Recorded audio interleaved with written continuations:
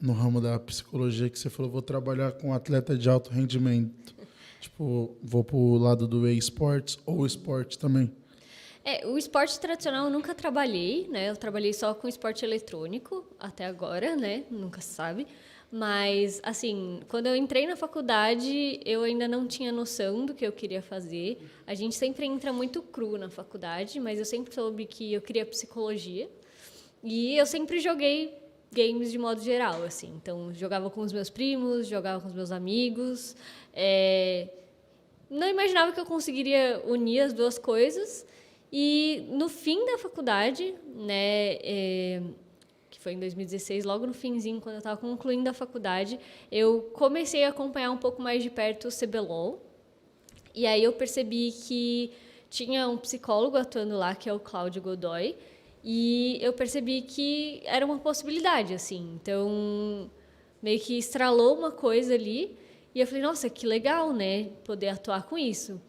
Mas achei que seria algo muito difícil, e o meu namorado chegou e falou, por que você não tenta?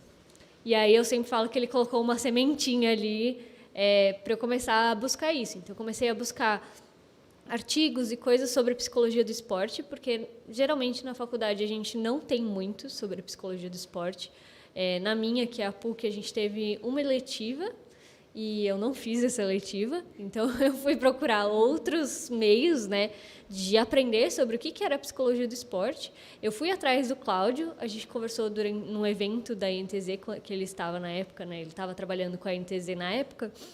Eu fui num meet and greet deles para conversar com o Cláudio sobre isso. E a gente ficou trocando ideia durante umas 2 horas, assim, sobre o que fazer, quais eram os primeiros passos.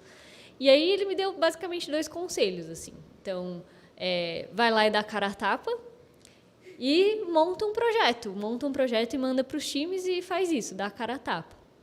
E aí foi o que eu fiz, basicamente. Só que eu não me sentia muito preparada, assim, por não ter esse repertório da psicologia do esporte. Então, eu busquei um curso, né? E aí eu comecei a estudar artigos e me aprofundar mais nisso. E aí, nesse curso, eu conheci o Bernardo, que ele trabalha hoje na Fúria, mas na época ele estava trabalhando na CNB. E ele é hipnólogo, né? Então, a gente começou a conversar muito. E nessas conversas ele percebeu que eu tinha muito interesse, etc. E ele falou, olha, a gente está sem psicólogo na CNB, você não quer fazer um teste? E aí eu falei, quero. E, Por que não, né? por que não? Por dentro, morrendo, sem saber o que fazer, pensando, é a minha chance, mas o que eu vou fazer num teste, né? Mas, no fim, fui, né, mesmo ansiosa e tudo mais. Os meninos que estavam lá na época gostaram bastante, né, os jogadores. E aí eu senti que eu me encontrei, assim, eu vi que era uma área que não tinha muitas pessoas atuando, né? Tinha o Cláudio, tinha o Zé Aníbal, na época, que estava na PEN, e alguns outros, assim, psicólogos, então eu vi como uma área muito promissora. E acabei, né, engajando nisso e estamos aqui hoje. Uma coisa que eu esqueci de falar, falando dessa área promissora também, eu sou vice-presidente da Associação Brasileira de Psicologia dos Esportes Eletrônicos. Então, saindo lá de 2018, em que eu não sabia muito como atuar com isso, e hoje em dia, tipo, sou vice-presidente da associação, sabe? Então, isso aquece meu coraçãozinho.